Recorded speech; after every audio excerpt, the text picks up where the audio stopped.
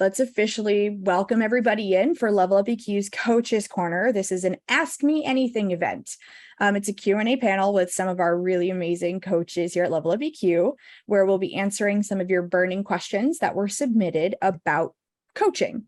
I'm Marley. I'm the Director of Operations and Engagement Manager for Level Up EQ. I help run the operational side of the company and the operational side of the webinars and the events. I'm going to kick us off by introducing our moderator, Marlus Gibbons. Marla is the fearless leader of Level Up EQ, a master certified executive coach and a senior faculty member at the Coaches Training Institute. She's been training, coaching, and facilitating for 2 decades all over the world, specializing with executive teams in tech and biotech. And when she's not rallying our war cry throughout Level Up EQ, you can find her taking a walk with her beloveds, rock climbing, and being an awesome human being. So Marla, take it away. Thank you, Marley. I love that. I always love your intros of yourself and me.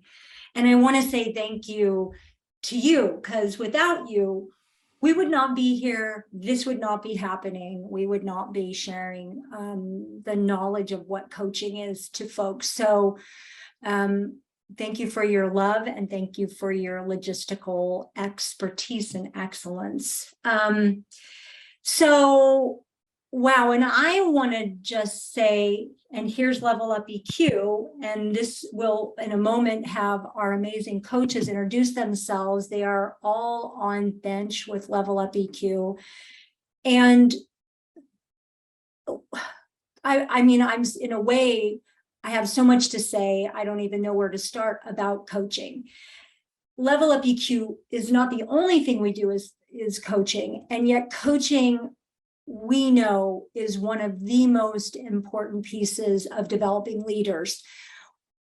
It is the place of helping someone understand what they're learning and how they can apply that learning ongoingly in their life and their leadership. It is what I think of sometimes as a just-in-time workshop all the time with a coach. And we're at Level Up EQ passionate that organizations embrace coaching and the coach approach, meaning leaders learn how to be coaches themselves. So I'm super excited to have these 3 master coaches, longtime senior coaches, to be here to answer your questions. And I'm going to have them introduce themselves in a moment. But a couple of things to say. This is a very casual conversation. We want this to be organic.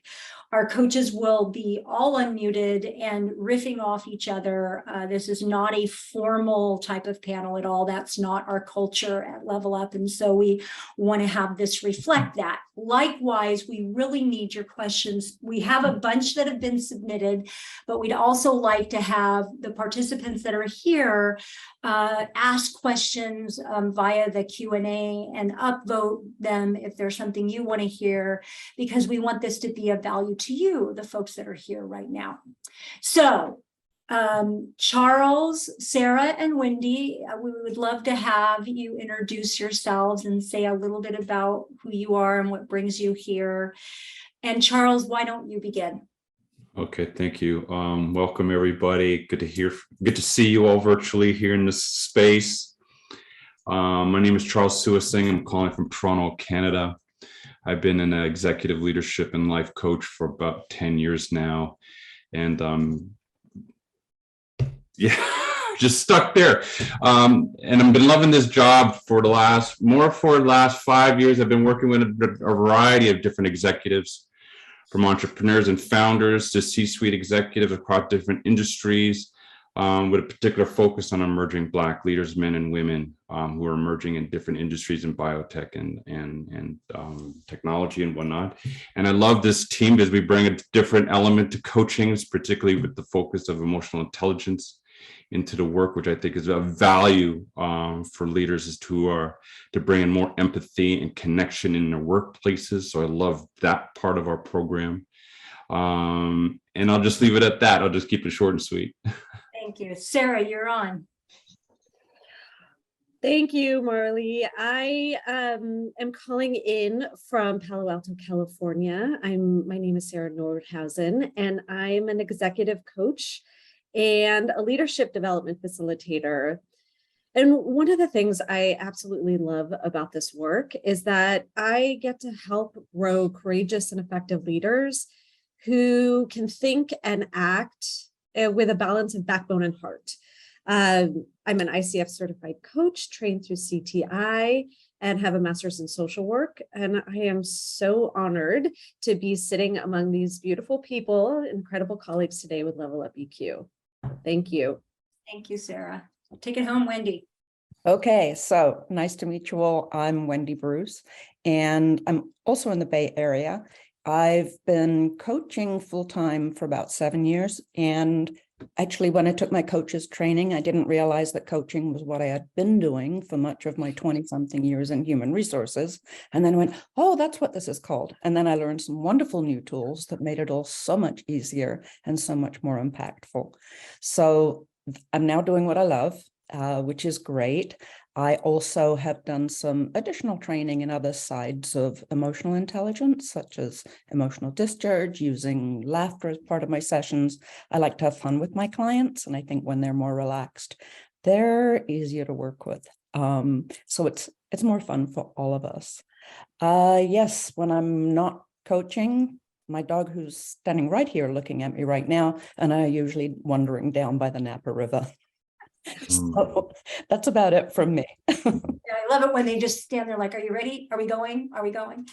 No? And I do want to say that these three coaches and the coaches on our coach bench are all certified coaches, meaning they're certified through the Coaches Training Institute, which is one of the largest global leadership development and coach training organizations, and are all ICF certified as well. So you're talking to expert coaches, not just consultants who put on the name of coach and act as though they are. You're going to get the real deal from these folks. So here is our first question that was submitted, and whoever feels passion can jump right in on it, and you don't all have to answer if it feels like that question has already been answered. So how does a coach support a leader in developing an individual strategic vision and implementing that vision?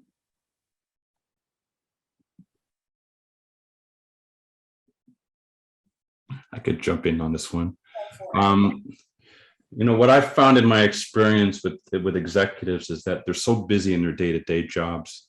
They're so consumed in being productive, efficient, effective leaders. They don't really give a lot of time in on what it is they want out of their career. Mm-hmm. What I find was valuable for them in a coaching relationship is as an opportunity for them to brainstorm aloud. Where are they, where they want to be, whether it's next year, 5 years, 10 years from now, whether they're planning their retirement and legacy and succession planning. Like, they could brainstorm.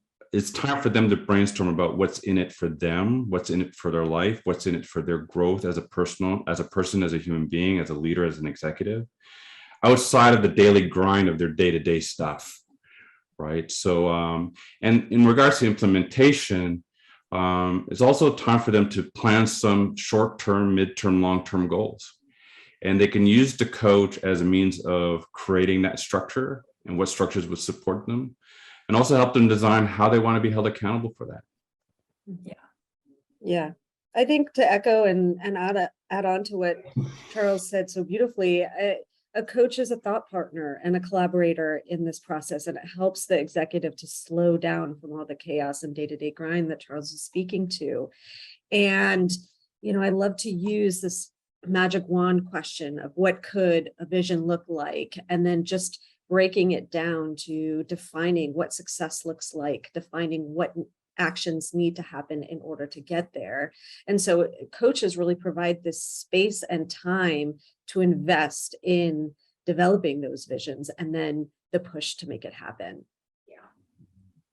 I think too that a lot of the leaders that I have worked with have had very much tunnel vision. I know where I'm going. I know what I want to do. And working as a coach, I help them broaden that perspective and have them look at their impact. Like, sometimes it's about getting this company moving forward, but sometimes it's about, wow, I created jobs for like 500 people. And Mhm. so being able to speak to a personal satisfaction as opposed to just measurements that the shareholders look at, I think is a great way of building resonance. Mhm. Right. The one thing I'd love to add to this that's I think you'd all say yes to this, but I think you're just not knowing what you're doing sometimes. We give permission because oftentimes when an executive or even a director or senior director or even a manager thinks about this, they think, well, I have to do whatever the company is saying. And yes, you need to be in concert with when you create a vision. And I know this is an individual, it could be a personal vision, but even with your own organization, you need to have a vision of where your particular piece in the organization is driving towards the greater vision. And sometimes that leader doesn't have the permission to do that. And we are giving permission by saying, who are you and how, like Wendy was saying, how am I impacting the system, and dreaming about that. And who are you? What is your particular thumbprint in it? So, and I know you all agree, right? You do that. Yeah. That's an important piece of it. Yeah. Great. Thank you for that. Great question. Thank you for submitting that. So the next question is, how is coaching going to help me, and it says me/a leader, address dealing with remote work and leading my team and relationship building? Brian, that's a big deal right now. Yeah, we find ourselves in somewhat uncharted territory here. And the first word that comes to mind, Marla, when you ask that question is connection, in terms of relationship building. So I think what a coach can do is figure out how to show up authentically in virtual setting, in hybrid setting, in person, and how to assess the needs of their team and therefore connect. So it is a lot, again, I'm going to say this, slowing down to figure out what is needed in the moment here and now for your team. And a coach can ask you those questions, can help you develop different perspectives or understand what the team might need, that might be different from you or from the other teammate. And so I think just intentionally talking through a needs assessment, a strengths assessment, and figuring out how you can insert yourself into that process. That's great. I had this same topic come up very recently, and what we explored inside of our coaching session was this is an opportunity to create culture. Yeah. Right. The working environment is changing, right, and it's going to be hard to put that genie back in the bottle, right?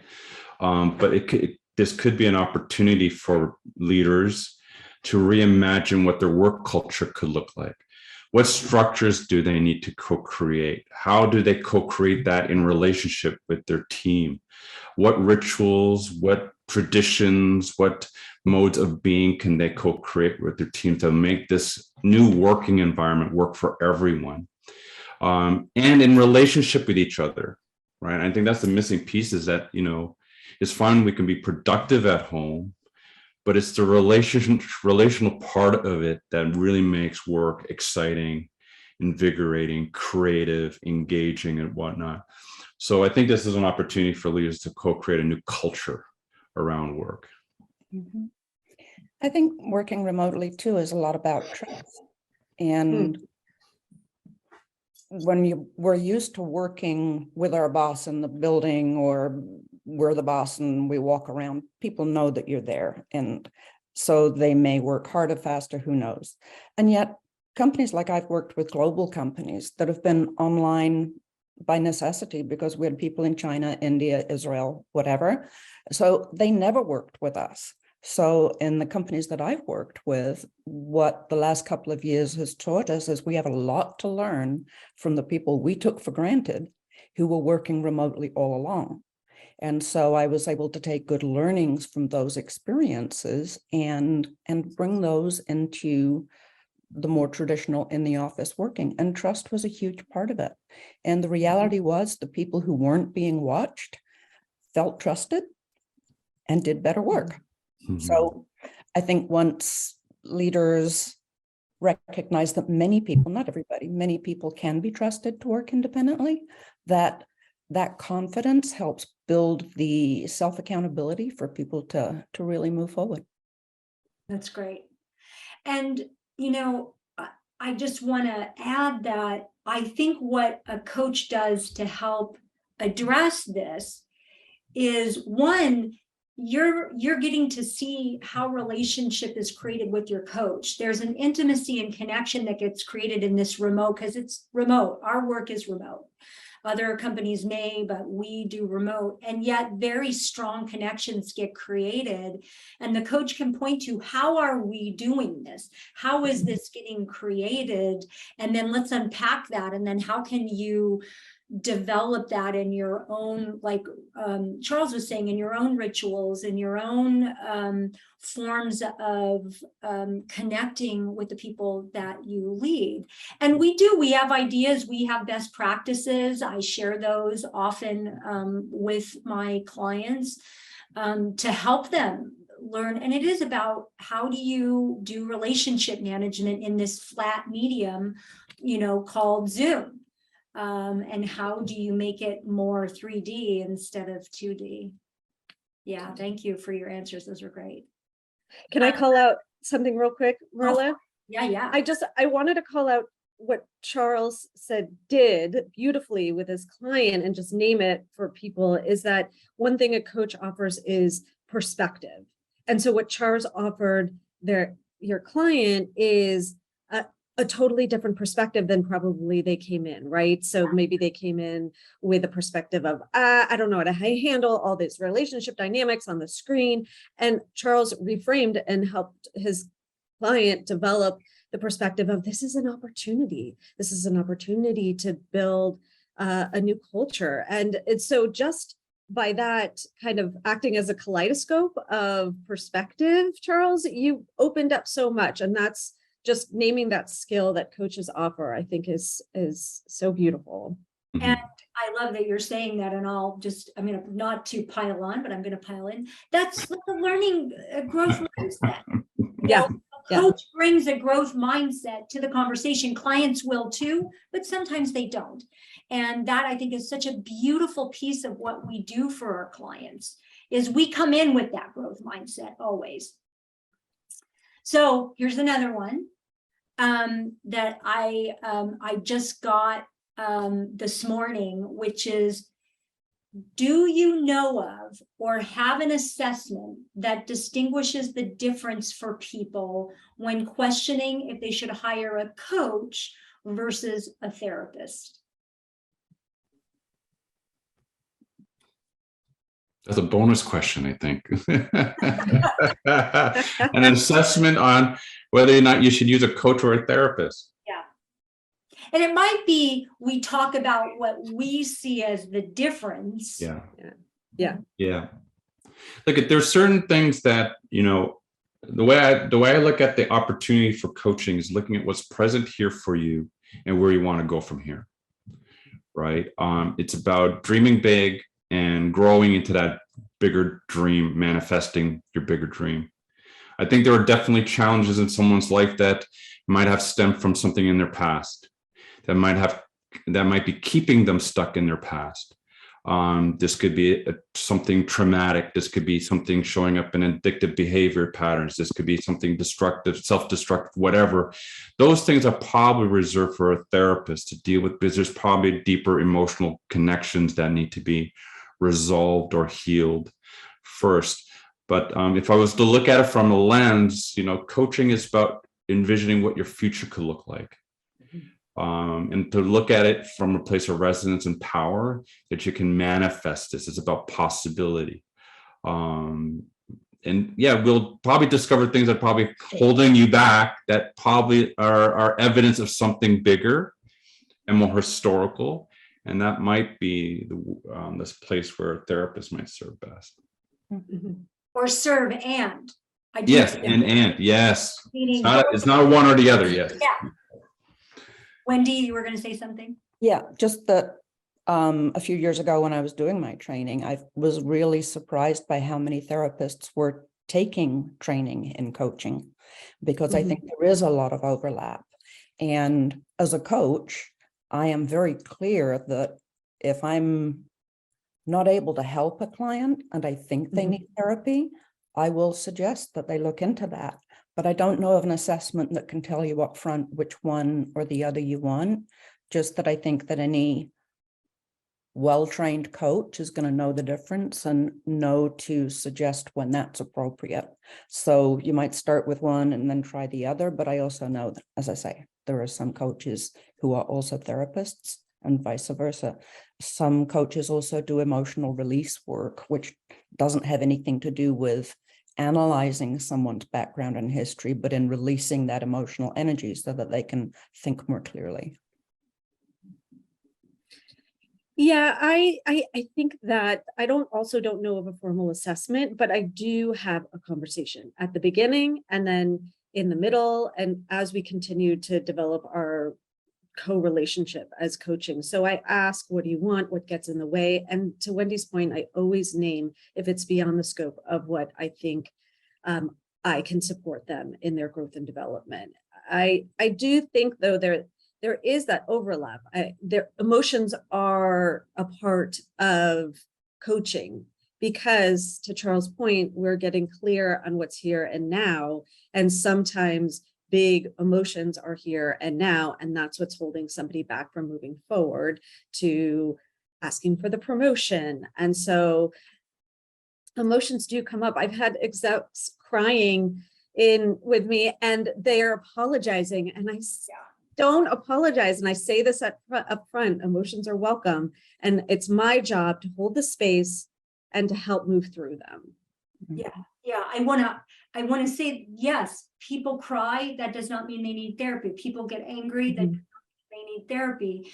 They're moving because we are humans. We have emotions. And I think that's the question is, can the client, even through whatever emotional experience they're having, make commitments towards what it is they say they want in their life, and inconsistently, and I'll explain that, move towards that. Because no client is perfectly consistent in doing all of their homework and moving towards their goal, but are they directionally moving towards it, or are they completely stuck, not moving forward? And that's, to Charles' point, if they're completely stuck and not moving forward over a long period of time, because people do get stuck even in the best of times and don't move forward. And we have a conversation. Yeah. And I also want to put, like, you can have a high performer, a highly productive executive who is also stuck in certain areas of their life. Absolutely. Right. And so the coaching might be of great service in their workplace, but then there's probably other things that executive needs to work on to get them to find a place of healing, recovery, whatever it is, in other parts of their life. And that's, like, to your point, Marla, earlier, is that a coach and a therapist could work beautifully in tandem. It's not one or the other. Yeah.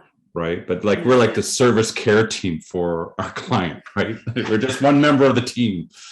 Yeah, that's a great point, Charles. I've certainly had one or two clients where, like, this came up in therapy. Can we work on moving forward? Sure. Like, oh, yes. And it's like wonderful when it works hand in hand. Absolutely. Yeah. Thank you for your thoughtful answers.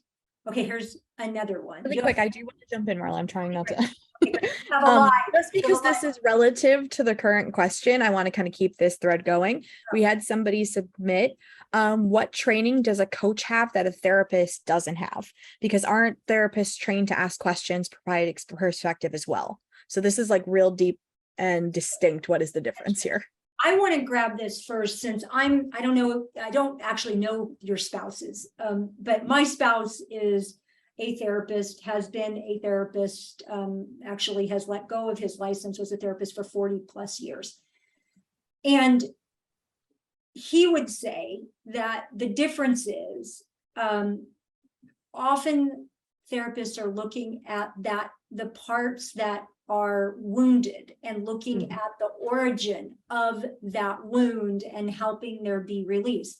Now, fast forward, positive psychology, coaching coming on the scene, more and more modalities of coaching behavioral cognitive, all of those more humanistic forms of therapy are less and less wound related and more about we're here now, where do you want to go related. So they start to look very, very similar.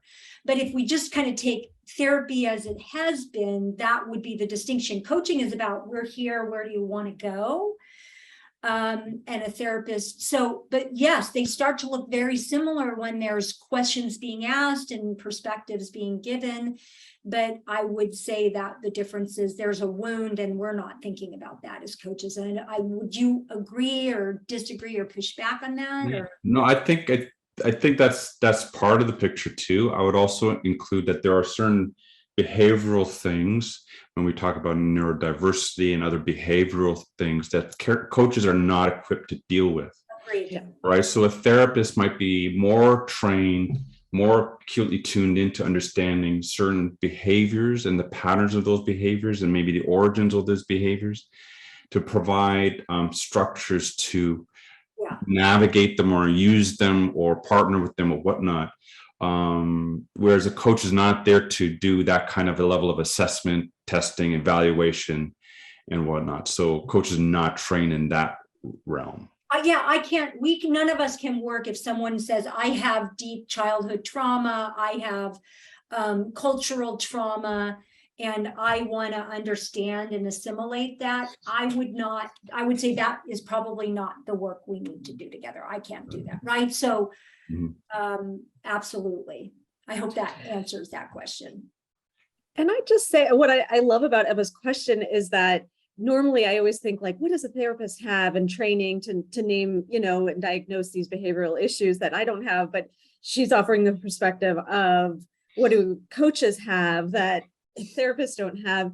And I will say, because I was clinically trained in my Master's of Social Work program, and I never was a therapist or pursued that, but I didn't get the specific focus on asking these powerful questions or developing the perspectives or, like the mindset of the client is competent and capable, and we are using their strengths to help them move forward. So it is just a different, a slight tweak that's probably changed over the years. That was a few years ago, but it's probably changed over the years. But it felt different to me. I love where you're going with that. Just taking it as another step for me would be to say, like, there's a freedom being a coach. I'm not looking at my client as a problem to fix. Yes. I'm not looking at my client as something that have to be diagnosed or assessed. Right. Yes. There's a freedom that comes with coaching that's free of that quality. Yes. Right. Sometimes we go to a therapist because we got a problem to fix. Coaching is not that. We look at our clients as naturally creative, resourceful, and whole. Everything they need in life, they already have. We're just making best use of that. We're just looking at where can they apply these beautiful strengths, qualities, behaviors, thoughts, ideas, passions, and whatnot to serve them better. And I think there's a freedom in that creativity, that curiosity, that wondering that is just naturally empowering. I'm going to take it one bigger. I think it's more than a freedom. It is a freedom on our part, right? But there is a magical alchemical vessel that gets created when somebody shows up and says, I see you, I see your brilliance, yes. I see you're capable, I see you can do this. Right. Magic that gets created, that when someone is sitting back in any way that they are and assessing, judging, deciding, and so forth, the container, and I know this might sound a little woo-woo to you all out there, the container is that beautiful vessel that gets created when coach and client or therapist and client come together, or friends, when you have a great dinner with friends and there's this wonderful space vibe that gets created. The coach and client vibe is one of possibility. And I think that's what you're pointing to, Charles. It's like this beautiful, and we don't have to decide if it's possible. We know it is. Yes. Yes. Yeah. So enough of that soapbox. Okay. That would be like, we could just basically spend the rest of the half an hour riffing on that, because I think Yes. that's what brought us into this. I would imagine you all are turned on by the possibility of people. That's why you do this work and why I do this work with you. Mhm. Mhm. Absolutely. Okay. So you just keep pushing in, Marley, if you have other questions. I was going to say there was one last like really quick follow-up that I think could be thrown out there. Is it fair to say that a therapist can provide coaching and a coach does not provide therapy? Yes. Yeah. Yeah. Yep.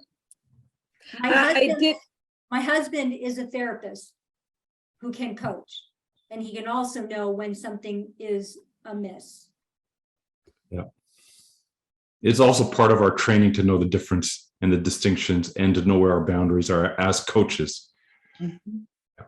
Yes. And that's why it's important to have a trained, certified, qualified coach, because they're trained to know the difference, the distinction. And ethically bound if they're a Mhm. professional coach federation coach, which we are all, which you should ask that if you are considering having a coach, because we have our own ethical guidelines, and that's a piece of it, is knowing where our scope of work is and where it is not. Okay, I don't have the time to meet with a coach. I've heard that before, and that is why you need a coach. No, sorry. And why would I make it why would I make time in my super busy calendar to do something like this? I hear it's worthwhile from colleagues, but I hardly have a moment to breathe. Well, that's why.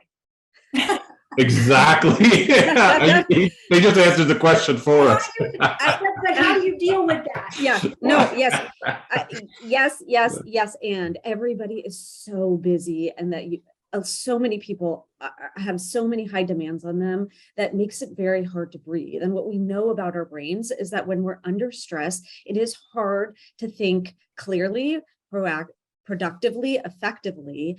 And so I think the investment in yourself to slow down the ROI on coaching is like leaps and bounds more than the 1 hour, because what the coach is able to support you with is prioritizing, figuring out what is most important to you and what you want to spend your time on. How are you getting in your way and wasting your own time, and how to eliminate that or decrease that. So I think that I really see it as an investment in self and an investment in outcome. People are more productive when they are able to think and see and act more clearly. I agree. I see it as leveraging your time. If you put an hour into yourself and help yourself become more productive but less panicked, everybody around you benefits. The residual impact is that everybody feels better when you feel better. I mean, I had a client at one point, I'm just too busy. I said, okay, 10 minutes at 7 o'clock every morning, 5 days a week. And she did. We did 50 minutes a week that way for about 3 months. She got through her busy period and said, oh, that was better than nothing. And it was like, and now, she's still with me, it's years later. But yeah, it's putting that little bit of time in and getting a lot out. Definitely where the value is. Yeah. I would love to, with a client who's in this predicament, unpack the story that they're telling themselves that they don't have time, that they don't have time for themselves, that they're too busy and whatnot. Is that because we make up stories about all of these things, or what we think is important, where our time and energy are. And sometimes our priorities are twisted or upside down or backwards. Sometimes we're trying to fulfill a need within ourselves to keep ourselves busy, to avoid something else, whatever it is. There's multitudes of stories that keep us locked in this kind of stuck perspective or stuck position. As a coach, I would love just to open that up a little bit and discover, what do you mean you don't have time? What do you mean you don't have, you're super busy? What is it to be super busy? And what's the cost of being super busy? And if we can unpack those little stories, and then these little gems start to emerge, like, wait, hold on a second. Yeah, my priorities might not be right. Where I'm spending my energy, it might not be the right spot. Okay, now let's start to reorganize our thought patterns. Let's start reorganizing our stories and see what's actually really showing up now, right? So, Yeah. Well said. I think often people are so addicted to the busy, and our brains get addicted to it because, one, we feel important, we think we're providing value, and we literally, biologically get addicted to those stress hormones. And the stress hormones narrow our focus, and that's what Charles is talking about. It's like, as you slow down, you're able to literally have a moment to open your focus, not be in that fight or flight, and be able to really stop and think in a more prefrontal cortex way instead of an amygdala way. What's really going on here, and what do we need to do? And a coach helps us do that. yeah. And I think the biggest mantra I have worked on when clients are saying, I'm too busy, I'm too busy, I'm too busy, I'm too busy, is what are the things that only you can do, and learn how to delegate the things you could do and someone else could too. Yeah. And so often with executives, they're doing things they shouldn't be doing, partly because they're in that narrow focus, but also because they think that's how they provide value, and they're afraid that if they let all that stuff go, what will they do? Well, that goes back to question number one. You start creating a vision and a strategic focus and all of that, so yeah. I think something, I'm going to just piggyback on something Wendy had said earlier regarding the work remote piece too, was where are they not trusting themselves and other people around them? So good. That's got them feeling that they got to carry the world on their shoulders, right? Because I believe it's trust or confidence in themselves and other people in which they are able to let go. Yeah. When it's not there, they feel that that's all on them. So I would want to look at, okay, how do they see trust? Trust in themselves and other people, and if they could create more trust in relationship, then what could that do in regards to letting go and creating more time? Yeah. Trust and willingness to fail. Because I think that's why people are so busy doing it all, because what if it's easier for me to do it, and what if I let it go and it doesn't go right? And all of that fearful flight or flight. That's a big one for high performing people. That letting go of trust, letting go of control, or building trust and letting go of control. Control, yeah. Are you hearing that out there? Hello. You're not alone. This is, I think, if we all had a nickel for everyone who works on this, we would be quite rich right now. Wendy, were you going to say something? Okay. You're just laughing. Well, and I think the important thing to point out there, how I like to see it, is that so many of those qualities of that hard work, the perseverance, all of that has served that individual so well over the years and has allowed them to be the most successful that they can be in this moment. And what they're feeling and recognizing now is something is not serving them. So we're not asking anyone to get rid of this part of themselves. We're saying, okay, where do we need to turn the volume up and where do we need to turn the volume down? Right. So it's both and here. And I think woven into what you're saying there is we're also creatures of habit. We don't like, as much as we want change, we don't like change. So when we are accustomed to doing something over and over and again, now we're promoted to a new position or new part of the organization, doing the old stuff gets very difficult to let go because you're so normalized to it and no one knows it better than you, blah, blah, blah, blah, blah. Well, this is an opportunity to let some of that stuff onto somebody else. And to like Marla saying, you can only focus on 2 or 3 things. What are those things only you can pay attention to, only you can do, right? Yeah. So when I could use a cheaper tool or cheaper trainings, why is it worth spending the money and time on coaching? What is the difference? I like that one. That's a good question. I do too. Whether you want a hand tool or a power tool, I guess. Yeah. Well, I love going to workshops. I love doing those 3-day events and whatnot. And then you come in on Monday and you're all high, you're all excited. Then by Wednesday, the world collapses in on you. And then by Friday, everything's back to normal. right? You probably captured maybe 5% of what the whole weekend was about. And if a year from now, you're like, okay, wait, what did we learn in that work? Like they're really exciting. They're really engaging. There's a lot of learning and opportunities for growth in workshops and in training. But I find that there's something sustaining in a relationship with a coach, something that keeps bringing back the learning, keeps expanding the learning over time. And as your behavior changes, as your mindset shifts, new things show up, and your coach is a witness to that. And that can add something else to it, which you can't do in a 3-day workshop, right? So that's my 2 cents on it. Yeah.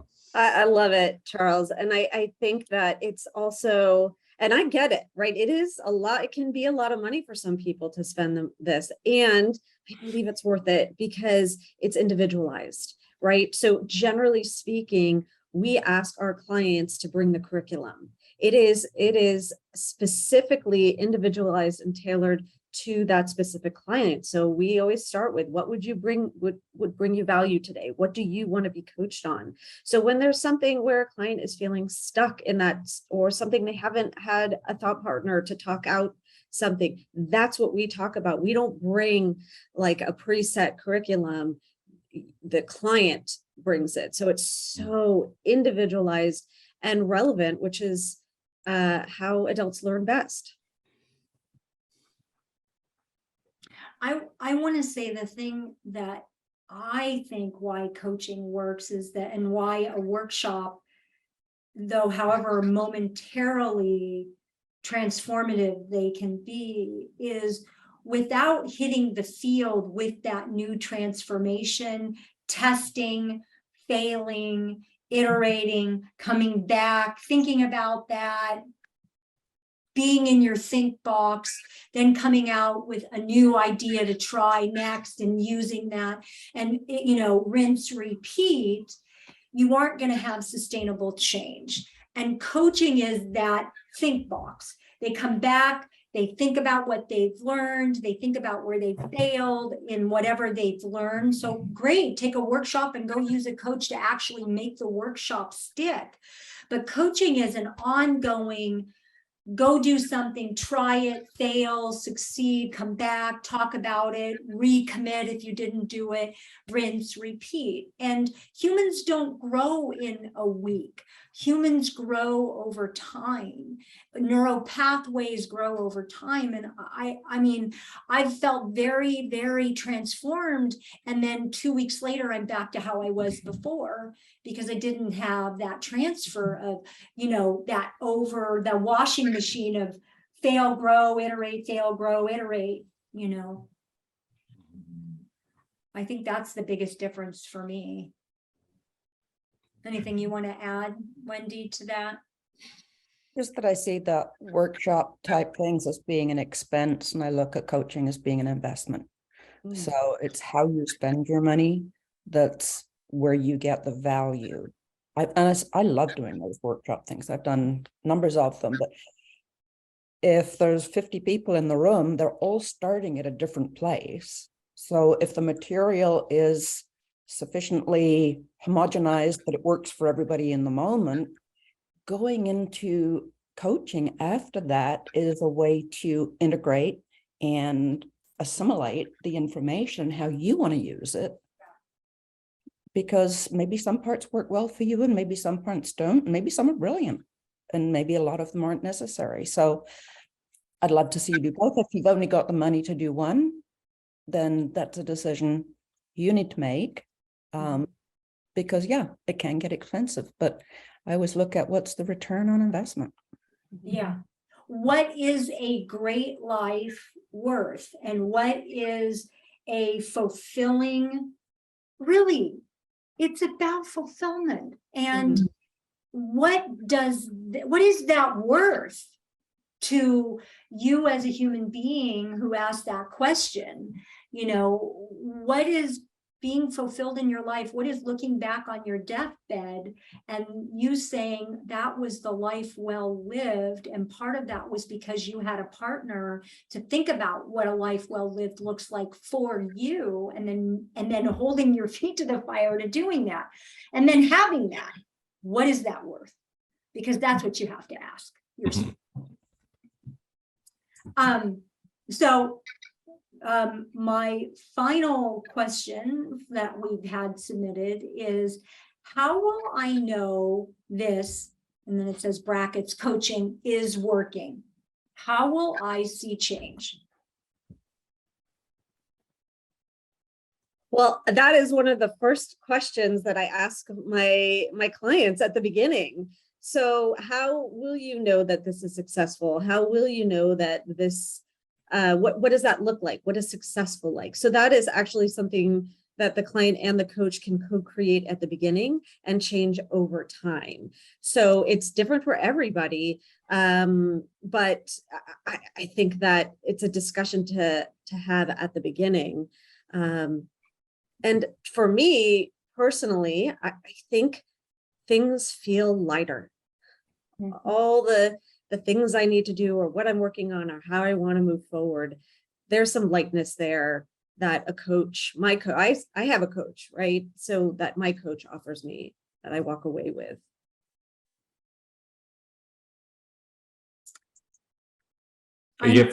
Sorry. No, you go. In my experience so far, when I see a successful coaching relationship and working, my clients are excited. Mm-hmm. They're re-energized. They're more creative. They're seeing opportunity when there wasn't one before. They're feeling a sense of expansion, as opposed to feeling constrained and restricted. Their passion is starting to light up again. If it hasn't, it's full blaze, right? There's deeper connections occurring, whether it's with their teams, with their peers, or with their bosses. There's probably levity at home, outside of the workplace. There's probably some connection happening at home. Maybe they're taking on a new hobby or a new experience. Like, things start to show up in their life that wasn't there before the coaching started. Mm-hmm. And that, like to Sarah's point, that could look different from one client to the next. But I think holistically across the board, there's a sense of fulfillment, contentment, expansion, joy that's starting to show up that wasn't there before the coaching began. Mm-hmm. Yeah, I agree. And in a more I want to say just in a more pragmatic way, I know you've all gone through this with the Level Up EQ clients. There's a coaching plan. We evaluate often, both as coach and client, but with stakeholders in the system. How's the coaching plan going? How are you witnessing change and having a conversation either through survey or live? How do you see this person growing? Where could they still continue to grow? So there is also measurement that both the coach and client can do and stakeholders can do to know whether change is happening. Mm-hmm. Okay, I now have a highlighted. We have one more good question if we can squeeze it in. So, okay, let's get it. Funnily enough, I actually got a second one, but I'm going to answer that one myself because this I got. Does the coaching have to be weekly or can it be every other week? Coaching is entirely up to you. It can be monthly. It can be twice a month. If you wanted to get it in there every week, more power to you. It's really about what you design with your coach. And it's dependent on what you need and what your coach offers. And that's something that you'd have to have the conversation with your coach about. But most coaches are willing to pretty much work with you in your schedule. I mean, you heard Wendy say, like, we can make the 15 minutes work if that's what they needed to get into the schedule to have coaching done. So that's one. The other one, though, what is the best way to find a great coach? There are so many coaches out there, and for the investment, you want to find somebody great. How do you do that?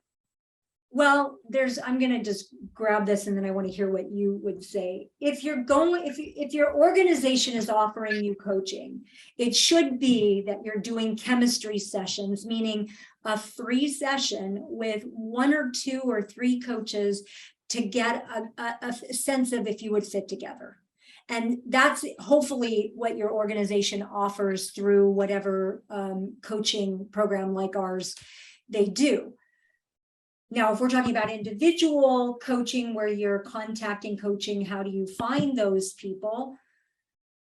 What would you all say about that? Well, I would argue, talk to a few coaches, get to know a few people, maybe get some referrals or references of coaches out there. It's not a matter of whether it's a great coach. It's a matter of whether or not you can have a relationship with that coach. Is whether or not there's connection in there. Because if you and that coach can't co-create a place of safety, of trust, in which vulnerability and creativity and all that can show up powerfully, then they could be the best coach in the world. They're just not going to be your coach. So I think for you as an individual is to get some referrals, get some references, talk to a few different coaches, see what works for you, and see if you can actually have a relationship with that coach. And if you can, then kudos. Like, that's the first thing. I also think, I know we've named this, but there is value in getting a coach who is ICF certified.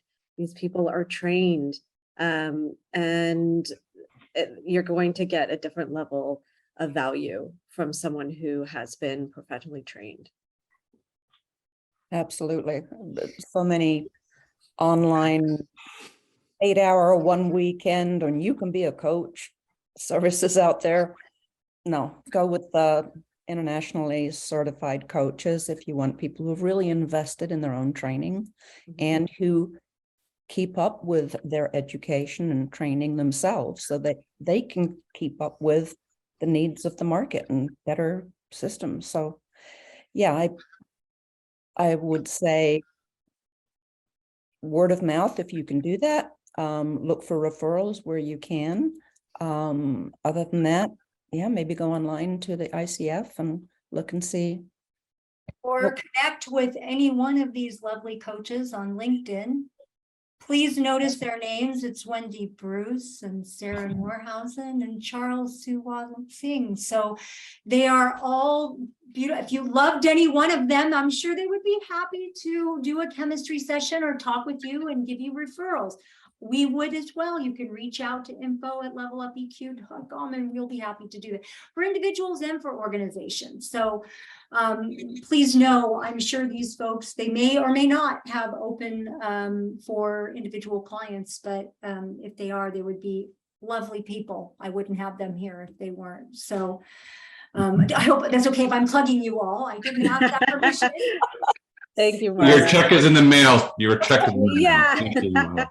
Okay. And if the chemistry isn't there on a chemistry session, I'm quite happy to refer people to other coaches that I know, Yeah. because one coach becomes the beginning of the funnel. So We know we are very lucky to know a lot of really incredible coaches in our network. So we can always point you to the right direction. So thank you for both the audience for submitting great questions. Loved your questions live. Really appreciate those that wrote in prior to the event to ask your questions. They were great. And our panelists for answering them so deftly and beautifully and heartfully. I want to say I'm really taking away that it's the magic of the relationship, that coaching is really the magic of the relationship and the way we show up to support people that makes the difference in so many of the questions and what got asked. It's the way we show up, our thinking, our heart, our empowerment is what makes the difference in people's growth and development. And I think if you're thinking about coaching, it is about that. It's about choosing somebody or choosing an organization that has coaches on board that really show up in that possibility mindset for people, because then the magic really is unleashed, because we are magical. We human beings are magical, given the chance and given the right, fertilizer, we create magic. So thank you for you all pointing to that. Thank you for being interested, the folks that are here, to know more about coaching, because it is a really beautiful fertilizer for human potential to grow and flourish. And on that Please come join us in November. We're going to have a gratitude event where we're going to talk more about how to embed gratitude and appreciation in your organization and culture.